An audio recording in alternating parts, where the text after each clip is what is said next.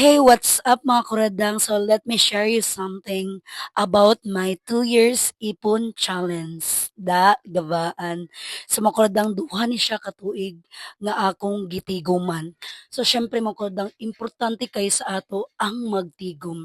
Labi na sa panahon karon nga grabe kalisod, grabe kapait ang kinabuhi mga kuradang ug labi na nga sama na ako nga dili kayo ko hilig magduulan og tao or manghulam mga kuradang. So sa ako ang nahunahunan nga magtigom gid ko. Actually sa una, sukad pa gid sa una mga kuradang nakagisnan na gid nako charis nakagisnan. Nagisnan na gid nako ang magtigom. Kay importante kay sa ato mga kuradang labi na og natay mga kinahanglanon. Kay sa ako mga kuradang sa ako lang nga dili gid kay ko hilig manghulam or sa pero walay problema kung manghulam. Pero sa ako gatigom gid ko mga kuradang. So sa kani nga pagtigom nako importante gid sa tuwa ang pagdisiplina para makabawas gid kag low ano man kuradang ug unsa pa mahimo di na ka mo gawas sa balay aron wala kay paliton. Pero sa ako makuradang bisag gatigom ko wala na dili kay ko gatipid sa mga pagkaon basta pagka makuradang tanan tipiro na nako pero pag abot sa mga pagkaon or para sa gamit sa balay dili jud ko gatipid og mautana pa mo sa akong mga kailan na sa mga nakailan ako, especially sa akong bana ug sa akong family. So makulang ana ra gid na siya, naara jud na sa tuwa ang pagdisiplin. So thank you kayo Lord kay naka-decide na ko nga ako na siyang abrihan. So mga kulang nag-start ko ani 2023 so giabrihan ako siya 2025. So makaingon gid ko thank you Lord kay labi na sa mga panahon karon nga panahon nga grabe kalisod ug need na gid nako siya abrihan mga kuradang. So mga kuradang not to brag but to inspire nga magtigom na, 'di ba? So kinahanglan gid nato ni karon nga panahon makordang nga naatay makuot. Labi na og magsakit atong anak, family, or kinsa ba at least importante na atay makuot sa kinalasan.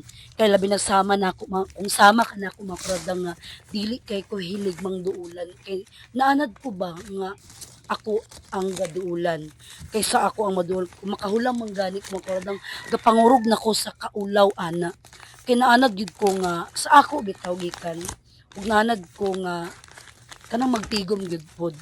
So makuradang thank you kayo sa akong bana grabe kaayo kakugihan ug dili jud ni nako matigom makuradang gid tungod sa iya ug sa akong mga kaabtik mga kuradang sa akong mga kalihukan mga kuradang nakatigom gid ko ani in just 2 years mga kuradang. So yapon sa naton yung mga kuradang ha.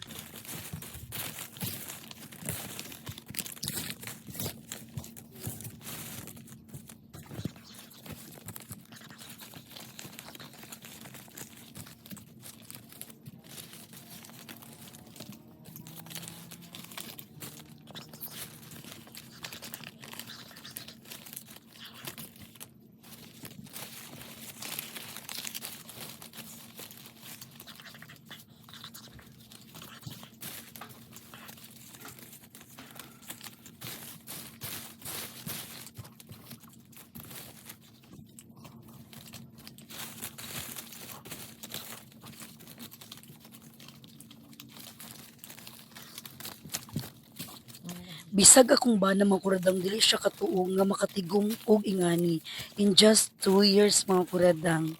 Sabi ninyo kay di gid siya makatuong nga ingani kadaghan ang akong natigom kay syempre paghatod niya sa sweldo na bay mga bayaron ng mga tubig ug uban pa.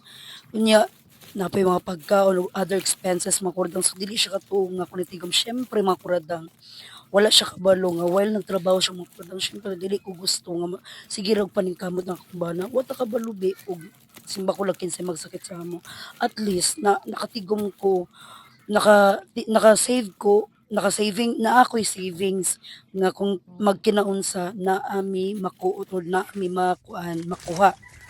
So mga kuradang, ako na siyang giyap mga kuradang grabe mga kuradang makaingin gid ko thank you Lord.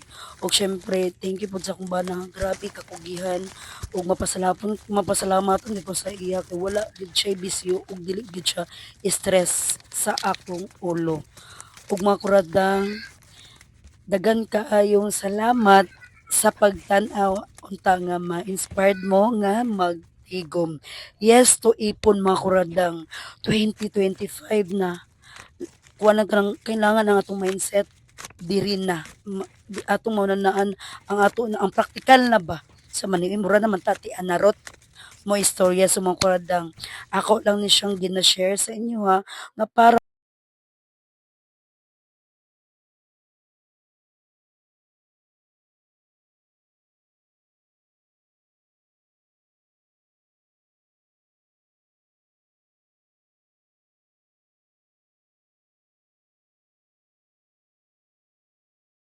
tanawa kong ang mga tanawa akong anak mga kuradang mura gid siya og nakuan ba mura siya og naunsa na kamo na lay bahala unsa iyang reaksyon nani na murag nakurat siguro siya